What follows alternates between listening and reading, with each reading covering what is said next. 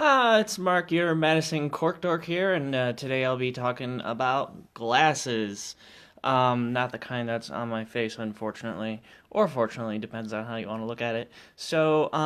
There is a distinction in glassware that can be used. You could use your typical glass, or you could use what's called a crystal glass.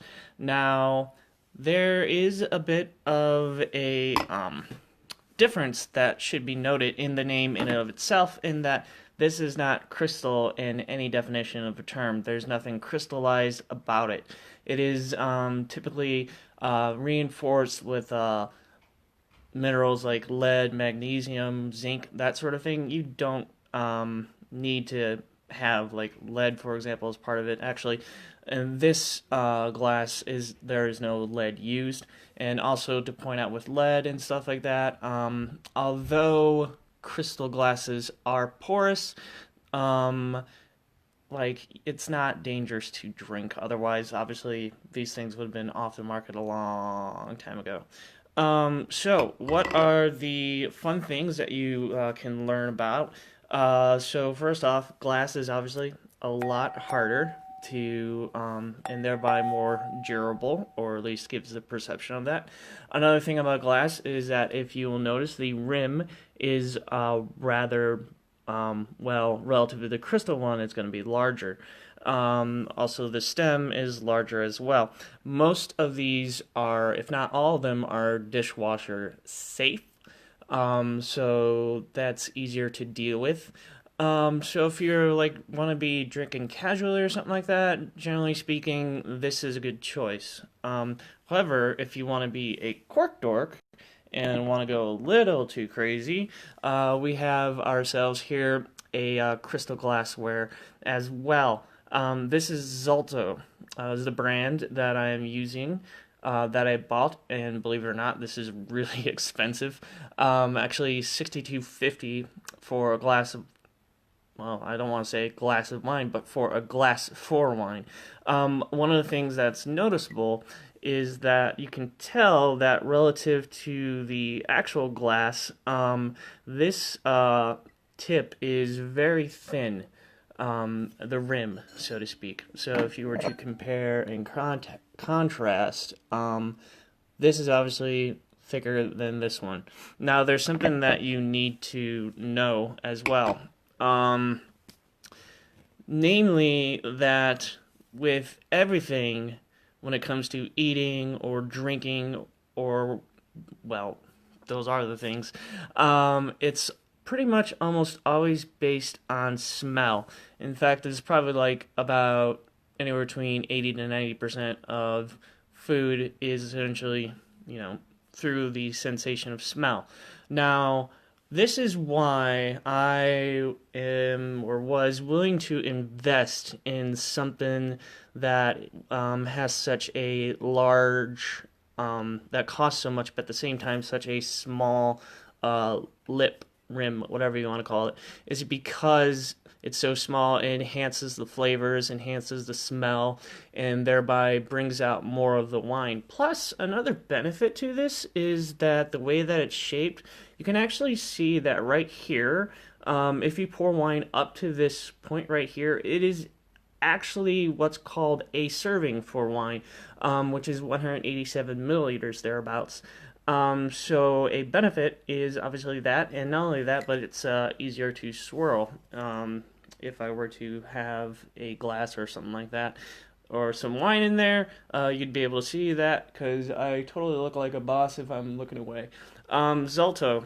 Why Zalto? Because this is the first crystal glass that I was introduced to off of this website, or not website, but YouTube channel by Whitney Adams. She's actually pretty cool, pretty funny, great educator in wine.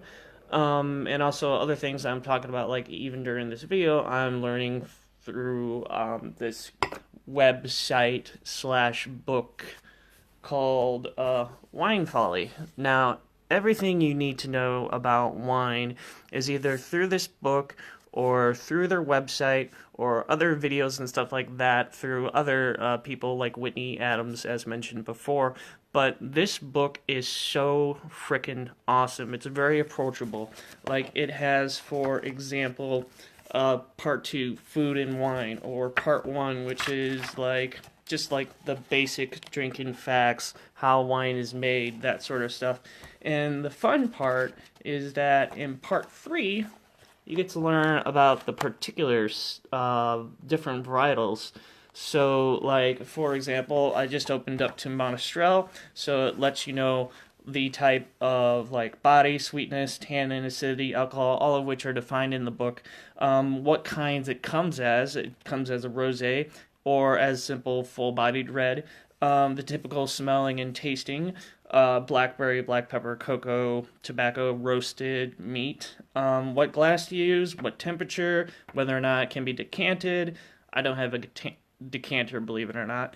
How much a good bottle, you could probably spend about, how long you can cellar it if that's your thing. Courtney and I don't have that kind of time on our hands, I guess. I don't know. Or space and or money as well. So we are not investing that much. Other fun things where it grows, and even much more interestingly, is this little bottom here that says also try these types. So if you happen to like Monastrell, you might also like Syrah or Tannat or Petit Verdot. So the fun part about this is basically learning not just the wine that you're drinking, but other possibilities that you may or may not like as well. And then the last part has to deal with the wine regions. So what wines grow where, what are the typical varietals that are chosen, like for example in Italy, and they have maps and whatnot. Now, one last thing before I end my Cork Dork experience today, and that is called toasting and clinking glass and stuff like that. Now, most people think this is where you clink it. That is a horrible place to clink your glass. That's a great way to get a crack or break it and stuff like that. So where you should be clinking is right here. That's where the maximum structure or whatever, I really can't think of a term. That's where it's a lot easier to take the blow. So doing it up here obviously increases the probability of a crack. Down here, it sounds a lot cooler, as opposed to up here. I'm just going to do it gently, which is higher pitched. So that is all that I have today as the Cork Dork. Again, consider, if you're incredibly a little bit too serious like myself about wine, to do crystal glassware. Again, the benefits are, well, the biggest draw is that it has that thinner rim than the typical glass, and thereby increases the smell, and thereby increases the taste and enjoyment. Plus, you can measure out simply what a serving of glass or of wine is. So keep drinking reasonably, keep learning, and again, endorsing this really awesome book, Wine Folly Magnum Edition by Madeline Paquette. She won the James Beard Award this year for this book, and she's also won the Wine Communicator of the Year as well. So she's also kind of funny to watch, obviously a lot funnier than me. So that, again, is everything. I hope you have a wonderful day. Keep learning.